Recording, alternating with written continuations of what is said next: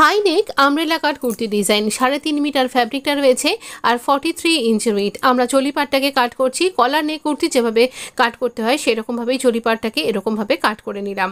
এখানে কলার নেকের প্রত্যেকটা ব্যাপারকে মাথায় রেখে কাট করছি, নেকের জন্য মার্ক করলাম আর এরকমভাবে আমরা চলিপাটটাকে মেজারমেন্ট দিয়ে কাট করে নিলাম। এখানে বড় ভিডিও অবশ্যই চ্যানেলে আছে, এছাড়া আপনি তো স্ক্রিনে দেখতেই পাচ্ছেন। চলিপাটে সে ফোল্ডেড সাইডের সাথে এখানে ঘেরার ফোল্ডেড সাইডটা রেখে এইরকমভাবে মেজারমেন্ট নিয়ে রাউন্ড করে আমরা আমব্রেলা ঘেরটা কাট করলাম।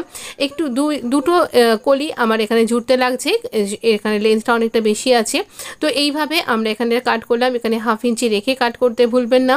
এখানে আমরা প্ল্যাকেটটা রেডি করে নিচ্ছি। প্ল্যাকেট রেডি করে প্ল্যাকেটের এখানে আমরা একটু গোটা ওয়ার্ক করে নিলাম আর এতে দেখতে খুব ভালো লাগবে আর ডিজাইনার লুক আসবে। আমরা কলারটা মেজার করছি, শোল্ডারটা জয়েন করে নিয়ে কলারটাকে ঘুরিয়ে ঘুরিয়ে এভাবে মেজার করলাম। এটা এরকমভাবে কলারের জন্য মার্ক করে নিচ্ছি আর কলারটাকে এভাবে মার্ক করে নিলাম আর দাগ বরাবর কলারটাকে কাটও করে নিচ্ছি। কলারটা ফ্যাব্রিকের উপরে আটকে নেব, এইরকম দেখতে লাগবে কলারটাকে।